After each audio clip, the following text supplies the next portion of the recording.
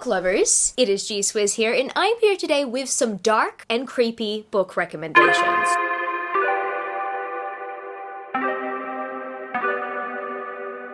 Interjection from the future. So it turns out my microphone was a bit messed up at the time I was filming this, and it ended up readjusting itself later on in the video. About the time that I started talking about the first books that I needed to talk about, the rest of the footage is watchable. However, my intro was like impossible to get through when I was editing. So I'm gonna reintroduce this. Pretty much this is a 7 on Sunday topic, and I am the host of 7 on Sunday. I will link the Goodreads page down in the description where you can check it out and you can participate in a topic in the future, or you can suggest a topic. This week's topic I dedicated to dark and creepy reads. And I'm never usually excited to make this video yearly. I try to make a Halloween-esque topic that anyone can participate in. I'm never usually excited for this topic yearly. However, I feel like over the years, my reading tastes, just like my taste buds, have evolved. I personally do not like reading horror. For some reason, horror has never really been my thing, and it's most likely because I have clinical anxiety. I pretty much don't seek out being scared. I don't like it. However, when a book shocks me, when a book pretty much compels me, even though it might be dark in some sort of way, it might be creepy in some sort of way. Whenever I experience a high adrenaline rush from a creepy book or a dark book that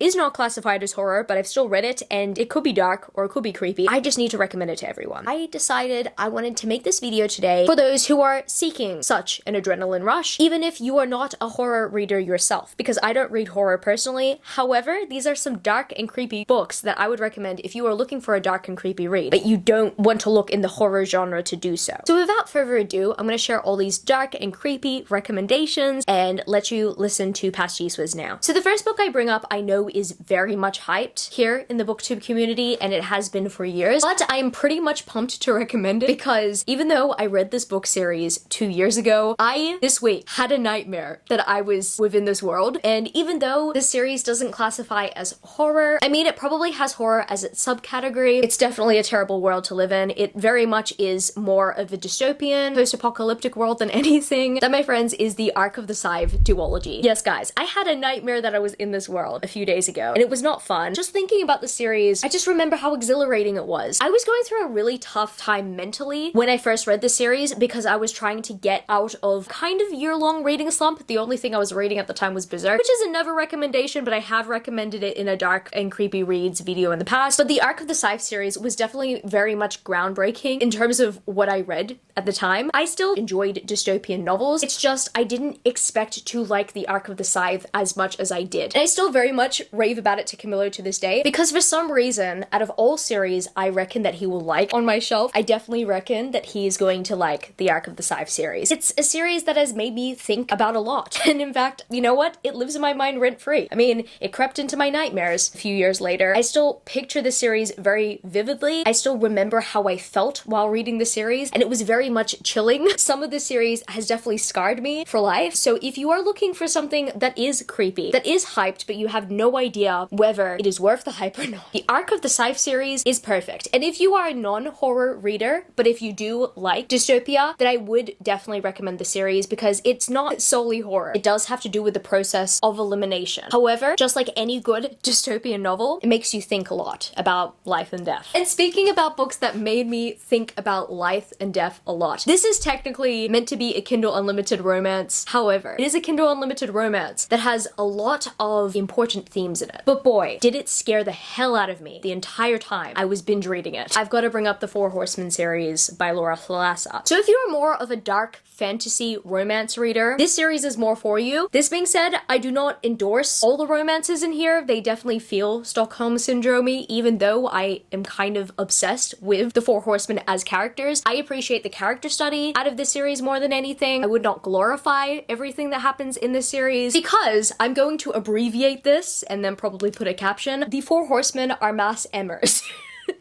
They are mass emmers. There are horror aspects of the series very similar to the Arc of the Scythe because there's a lot of elimination. It gets very dark and at times very creepy. And I think it creeped me out the most because I grew up in religion and I grew up being afraid of the apocalypse. This book is inspired by aspects of the apocalypse and it pretty much sheds light on that. So if any of you guys have those religious triggers as well, I do have to also warn you that it can be triggering. It definitely was triggering for me. However, I could not help but absolutely love this this series and fall in love with it. And once again, just like the arc of the Scythe series, it made me think about life and death. I'm appreciative of those themes that Laura Falasa put into the series because I really think that she could have glorified these romances a bit more, but I reckon that she saw a line and she kept the line there. I definitely recommend this if you are into dark fantasy romance, but if you're wanting something new, because this is very much futuristic but post-apocalyptic, if anything. This series did give me the chills, not necessarily because it is horror, even though I'd say that it would probably fit under the subcategory of it. There's just a lot of violence. Do proceed with caution if you are uneasy about it. I'd say if you could handle the arc of the Scythe series, you probably would be able to handle the Four Horsemen series. And now I continue on with a post-apocalyptic fantasy sci-fi series that I cannot wait to continue. I've got to recommend the first book here. And this book slash series is one I would recommend to both horror readers and non-horror readers. If you have not yet read The Blood Trials by N.E. Davenport, what are you doing? Please read it. This is a series I would recommend to fans of Red Rising, Divergent, The Hunger Games, Alice in Borderland, Squid Game, you name it. Pretty much anything that has to do with survival of the fittest and has themes of classism. This series, as a Divergent lover, made me so happy because it has a couple of similarities. Like, there's a character in here that reminds me of Four, and there's another character in here that reminds me of Eric, and the entire initiation process, it very much reminds me of Divergent, but brutal. That all being said, this entire book isn't like the entire Divergent trilogy. It very much gives me the vibes of the first book. What also blows my mind about The Blood Trials is that it's a debut novel, and it's very well written, it's very well paced. I'd have to say, with the amount of plot that we get in the story, it could have been 2 books, and I'm happy N.E. Davenport put it all into 1 book, and I'm very much looking forward to the sequel, because this book lives in my mind rent-free. If you are wanting to experience a good amount of adrenaline, a good amount of violence, a good amount of darkness, but also have a very fulfilling story, I would highly recommend The Blood Trials. I pretty much read this book in a day, and I still think about it.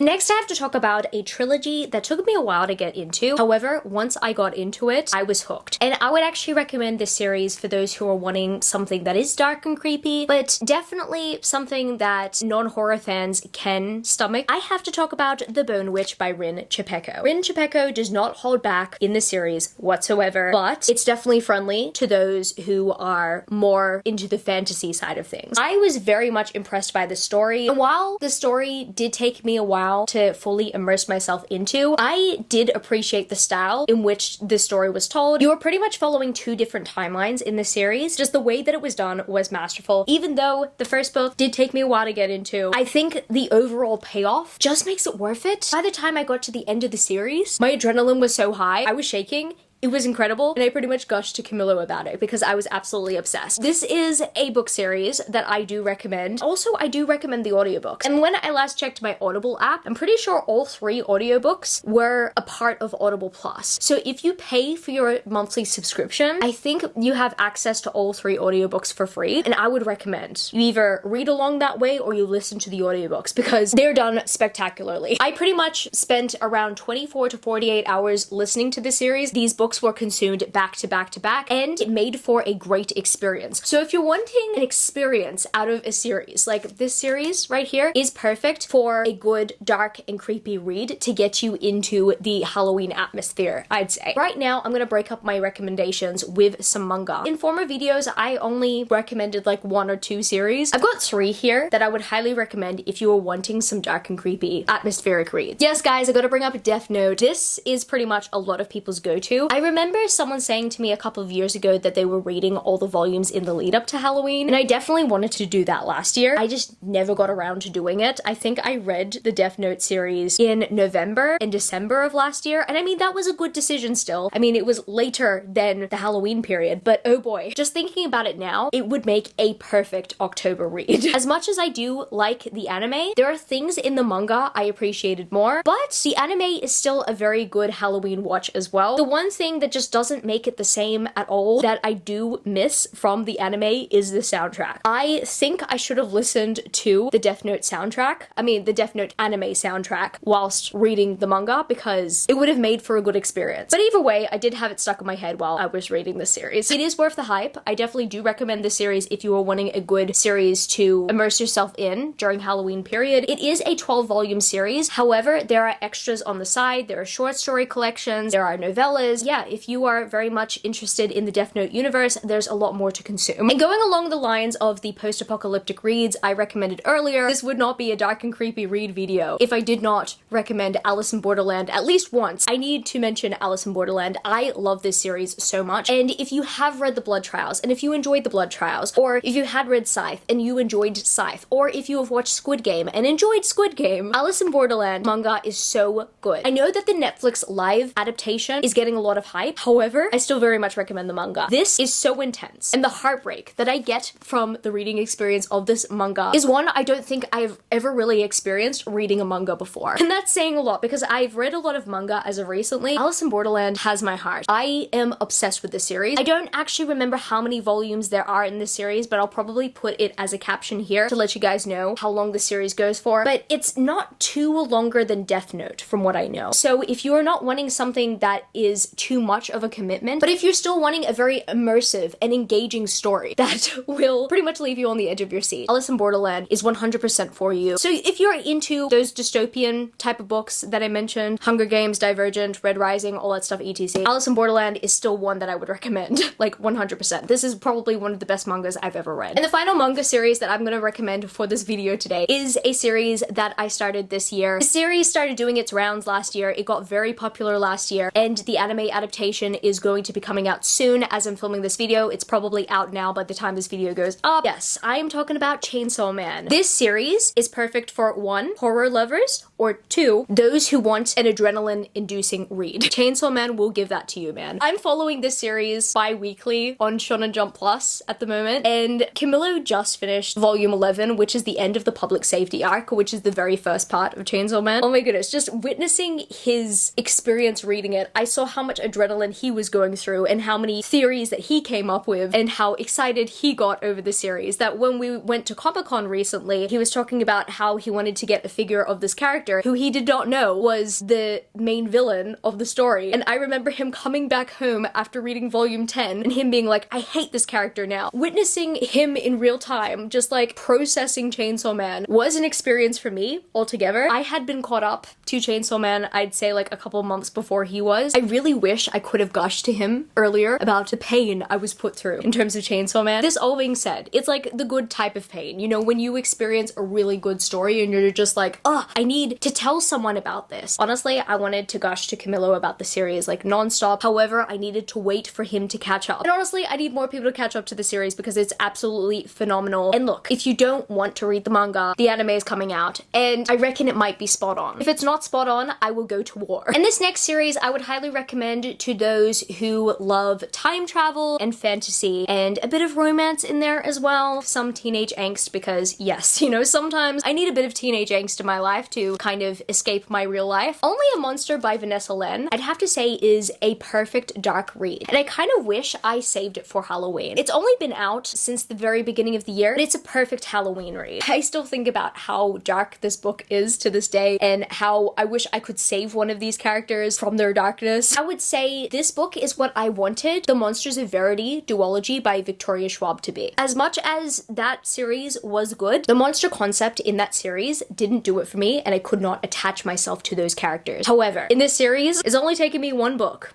You know what? It only took me 50 pages, and I was attached to the characters in this world, in the story, everything. I was obsessed. I was very much immersed, and I think this is very exciting for me as well because the author is Australian, and it just makes me a very proud Australian once again. Only a Monster is an absolutely phenomenal read that is worth all the hype. I remember it got so much hype at the very beginning of this year, and I reckon that it deserves a lot of hype during the Halloween period as well. So if you're wanting something that isn't necessarily classified as horror, but is dark, Only a Monster is a good recommendation for Halloween. And the 2 last book series that I have to recommend in this video today, I read this month to prepare for this video. So first of all, I have to recommend the Stalking Jack the Ripper series by Carrie Maniscalco. So I purely read the entire series to kind of get me in the Halloween mood. Like Only a Monster, I would definitely recommend this series to those who can't necessarily handle horror specifically, however, are wanting a good and dark mystery series. I didn't love this series as much touches almost every other book series that I have to recommend in this video today, and I think I could have loved it even more if there were multiple POVs and if there was a wider cast of characters, because as much as I did enjoy following Audrey Rose, if we had a bit more plot based on other characters in the story, I reckon I would have appreciated all 4 books more. This being said, I still enjoyed it, and there is a sweet romance that happens in this series, so if you are also wanting a good sweet romance, then Stalking Jack the Ripper and this entire series definitely has that. But yeah, it is gruesome, it is gross. However, this being said, Carrie Maniscalco is a masterful writer. I fell in love with her writing through the Kingdom of the Wicked series, and I think I recommended that in a previous video, so that's why I didn't recommend it here. I do prefer that trilogy. However, if you were wanting to start off with Carrie Maniscalco's writing, this series right here, whilst it's not a fantasy, it is definitely a good mystery series that definitely did have me questioning a lot. However, my final dark and creepy book recommendation I have to give today, I definitely recommend to fantasy lovers or even mystery lovers who are wanting to get their start in horror but they don't know where to start. I told myself for years I was not going to read the series because everyone kept on telling me how scary it was and how creepy it was, but as I'm filming this video, I'm almost finished the series and I am completely obsessed with it. And when I say obsessed with it, I don't think I've been this obsessed with a series since reading the 4 Horsemen series a couple months ago due to adrenaline. I finally read The Diviners by Libba Bray, and I could not recommend it enough. I am obsessed with the Diviners series. And I have to say 100%. If you have not yet read this series, and if you are already into horror, you need to. 100%. But if you are not into horror, and if you are hesitant, I will warn you that yes, this story is brutal. If you are wondering if it's just as brutal as Stalking Jack the Ripper, no, I'd say Stalking Jack the Ripper, that book series is a good stepping stone to see whether you are able to handle something that is more dark, more creepy, and more gruesome. Because this series right here is definitely all those things. But also, I would not recommend you get attached to all the characters, even though the cast of characters are absolutely phenomenal. And I think my reading experience with the Diviners has made me realize that I would have actually enjoyed Stalking Jack the Ripper more if it was more like the Diviners, in a sense that it had a full cast of characters if it was going to spend that long in the story. As much as I did like Stalking Jack the Ripper, and I did enjoy following the character of Audrey Rose, these full-length novels with this wide cast of characters,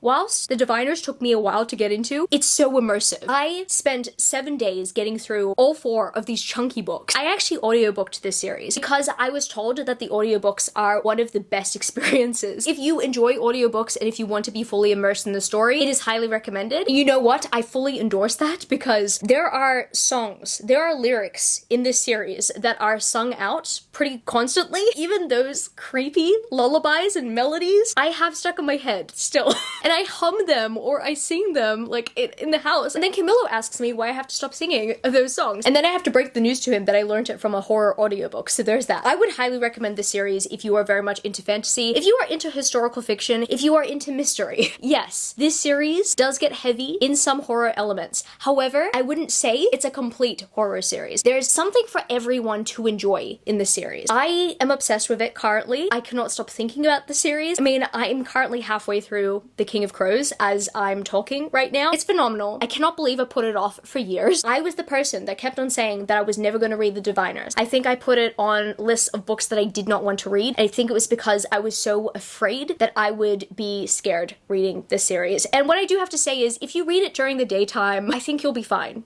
In my personal opinion, because I've been reading it during the daytime, I have not yet had a nightmare about the Diviner series. So if you are worried that this series is scary, it is creepy, definitely, but I'd say probably read some other books with horror references or with like horror elements to test the waters a little bit before seeing whether you are ready to read the Diviner series, because it's good, it's brutal, but it's amazing. So I guess that's gonna be it for this video today, book lovers. If you happen to stay till the end of the video, leave me the orange heart emoji to kind of go with the Halloween colors. And if you happen to enjoy this video, don't forget to give it a thumbs up and subscribe to my channel if you haven't yet already. Join the amazing community of book lovers. And also, I have social medias. I'm at GSwizzleBooks on Twitter and Instagram, and I'm also GoodReads. That's www.goodreads.com/GSwizzle. And finally, I'm at TikTok. I'm at GSwizzle on TikTok if you want to follow me there for some bookish content. I love you, book lovers, and I will see you later. Peace. Half and I flipped it in a double. Started out with half and I flipped it in a double.